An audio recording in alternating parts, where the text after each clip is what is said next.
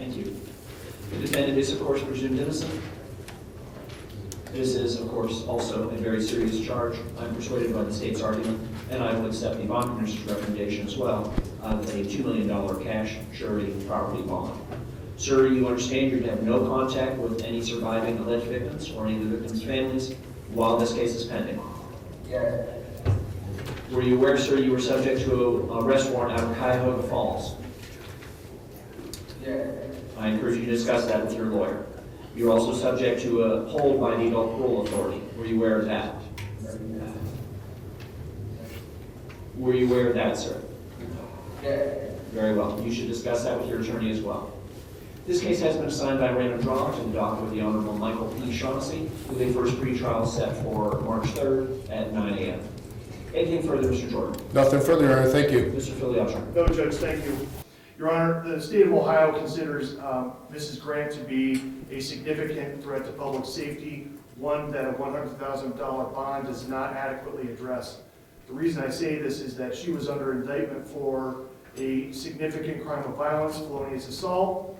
When these crimes occurred, she and her husband were running a drug business out of their house that they shared with a 15-year-old child and another very young child as well.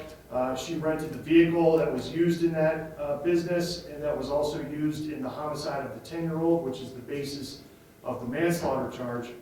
And most significantly with regard to public safety, while under indictment for felonious assault, Mrs. Grant had her own weapon, her own handgun in the house, which itself is a violation of the under disability statute, which she freely admitted that that was one of 3 weapons seized from the residence at the time of the search warrant.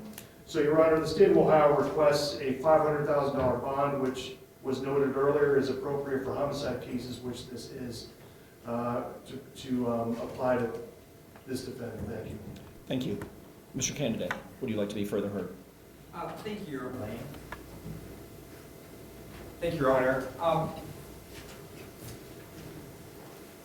Unlike her husband, who's been charged with some very significant charges of aggravated murder and murder, the highest charge in this case, Your Honor, is involuntary manslaughter. We understand the seriousness of the offense, the tragedies, what unfolded. That being said, Ms. Grant is presumed innocent until proven guilty.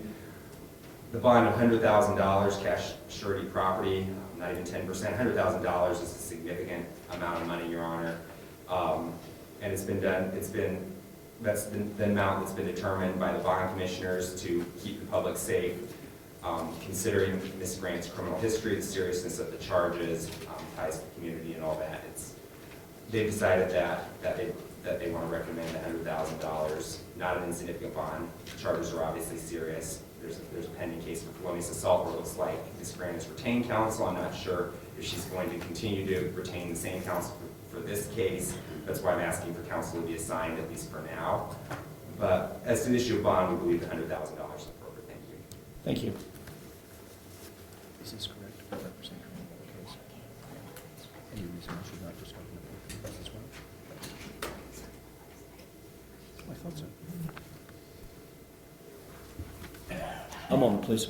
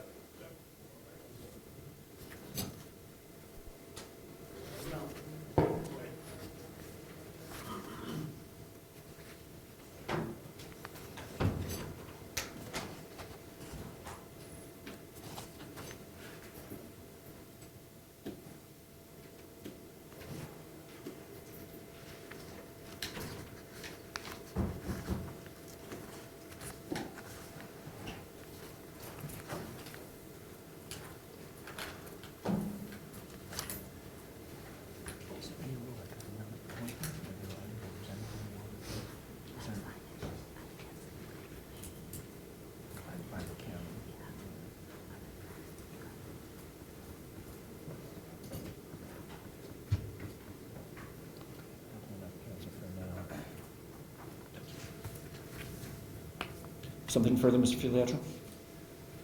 I'll note, Judge, that defense counsel mentioned the highest charge was involuntary manslaughter.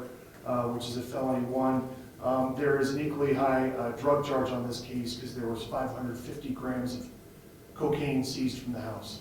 Thank you.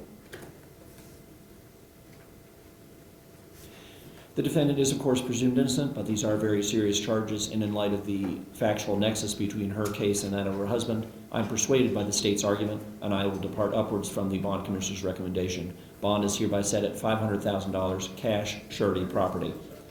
Ms. Grant, I understand that you'd already retained attorneys Gabrielle Ploplis and Kimberly Kendall Corral in your other case. Is that so? That's correct, Your Honor. They're not on the approved list for the arraignment room here, so I'm going to appoint another counsel just on a temporary basis. If you choose to have separate counsel in the 2 cases, you can, but if I were to appoint Ms. Ploplis and Ms. Corral, they could not be paid by county funds if you did not intend, or you could not pay for them yourself. You understand?